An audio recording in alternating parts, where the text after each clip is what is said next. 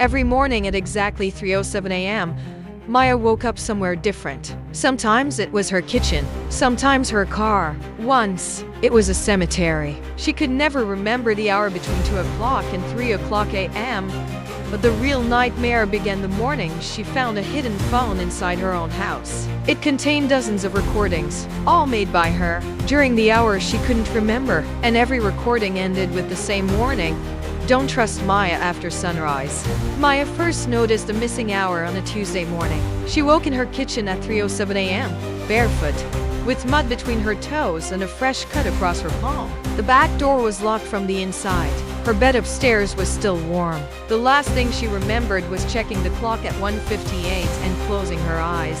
Her phone showed 7 outgoing calls between 2:11 and 2:54. Every call had gone to the same unfamiliar number. When Maya called it back, a phone began ringing somewhere inside her own house. She followed the sound to a locked cabinet beneath the stairs and found a second phone she had never seen before. The second phone contained only one contact: Maya. There were dozens of voice recordings, all made during the missing hour. Most were silent. In the newest recording, Maya heard herself breathing heavily before whispering, "She is awake again." Then another woman's voice answered from nearby, "Keep her away from the boy."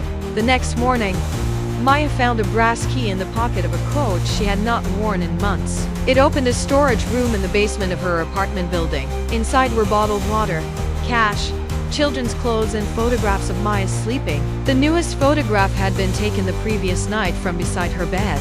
Maya installed cameras in every room and forced herself to stay awake. At exactly 2 o'clock a.m., every screen turned black. When the image returned at 3:01, she was sitting on the living room floor, calm and fully dressed. Across the wall, she had written a warning in black marker: "Do not trust Maya after sunrise." Terrified, Maya searched the building's security footage. It showed her leaving every night at 2:08 and returning before 3 o'clock. On each trip, the same man followed at a distance. She confronted him the next day, only to discover that he was a private investigator she had hired 6 months earlier to follow herself. The investigator gave her a folder filled with photographs. Every night, Maya drove to a small house outside the city and met a boy about 9 years old. She brought him food, money, and school books. In every photograph, the boy ran toward her. On the back of one image, the investigator had written, "He calls her mom." Maya had no child. At least, that was what she believed. But an old newspaper report told a different story. 2 years earlier, Maya, her husband Daniel, and their son had disappeared after their car plunged into a river. Daniel's body was recovered. Maya survived. The child was never found. The boy in the photographs looked exactly like the missing child, but something was wrong. He had not aged in 2 years. Maya returned to the house before midnight and waited outside. At exactly 2 o'clock a.m., the porch light turned on. The boy stepped outside and said, "You came early. That means you're starting to remember." During the missing hour, Maya's memories returned all at once. The river, the shouting, Daniel driving too fast, a frightened child in the back seat. Then the truth surfaced.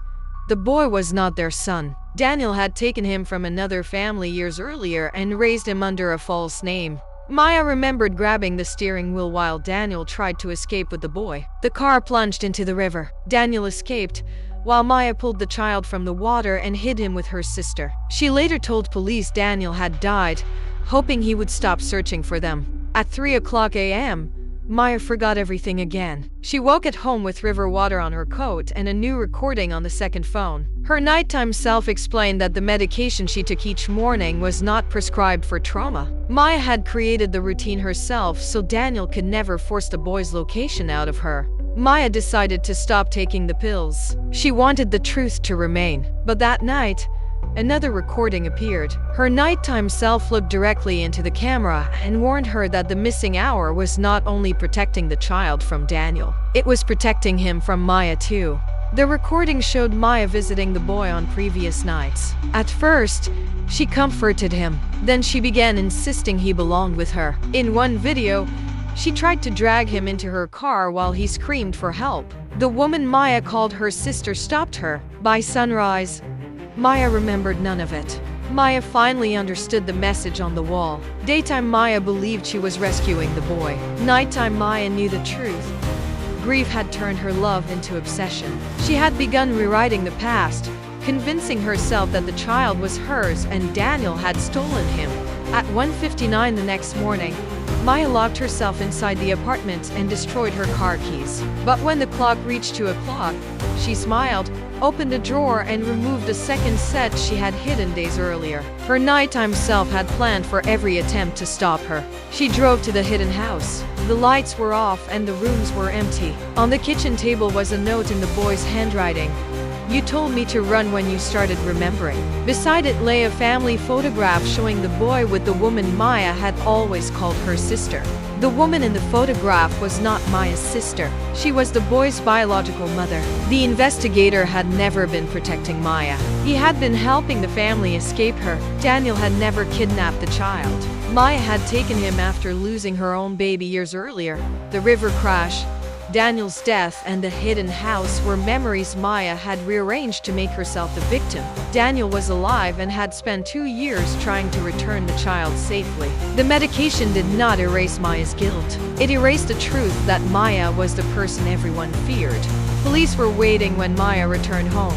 Before they could reach her, the second phone rang. The boy whispered, "You found me again." Maya looked at the clock. It was exactly 2 o'clock a.m. Then she smiled, because the missing hour had never stolen her memory. It was the only hour in which she remembered where he was.